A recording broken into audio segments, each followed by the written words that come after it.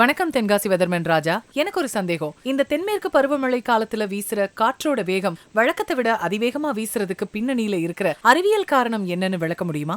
நமக்கு தென்மேற்கு பருவமழை காலங்களில் தென்காசியில் அதிவேகமாக காற்று வீசும்.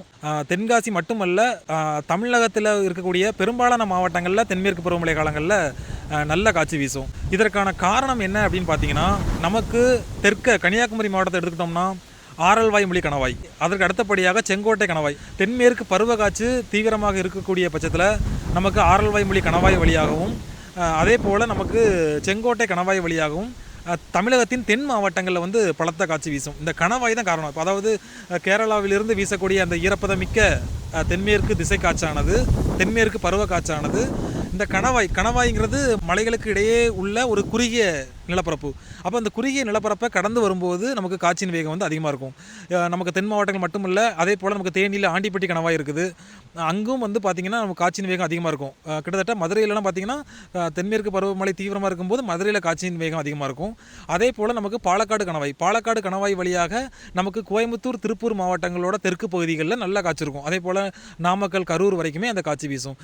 தென் மாவட்டங்களில் நமக்கு கன்னியாகுமரி, திருநெல்வேலி, தென்காசி, தூத்துக்குடி மாவட்டங்கள்லையுமே நமக்கு நல்ல காற்று வீசும். காரணம் என்ன பார்த்தீங்கன்னா, செங்கோட்டை கணவாய் வழியாகவும் ஆரல்வாய்மொழி கணவாய் வழியாகவும் வீசக்கூடிய அந்த மேற்கு திசை காற்றானது நமக்கு தூத்துக்குடி மாவட்டம் வரைக்குமே வேகமாக வீசும். அதற்கு கணவாய் தான் காரணம். நமக்கு அதிகபட்சமாக காற்றின் வேகம் எவ்வளோ இருக்குன்னு பார்த்தீங்கன்னா, கிட்டத்தட்ட தென்மேற்கு பருவமழை காலங்களில் அதிகபட்சமாக மணிக்கு 65 முதல் 70 கிலோமீட்டர் வேகத்தில் காற்று வீசும்.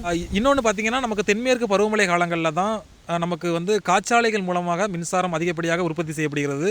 குறிப்பாக ஆரல்வாய்மொழி கணவாய் பகுதியிலிருந்து வீசக்கூடிய அந்த காற்றின் மூலமாக தான் நமக்கு இந்தியாவிலேயே காற்றாலைகள் மூலம் மின்சாரம் உற்பத்தி செய்யும் மாநிலங்களில் தமிழ்நாடு முதல் இடத்தை பெறுவதற்கு இந்த தென்மேற்கு பருவக்காற்று மிக முக்கிய காரணமாக விளங்குது.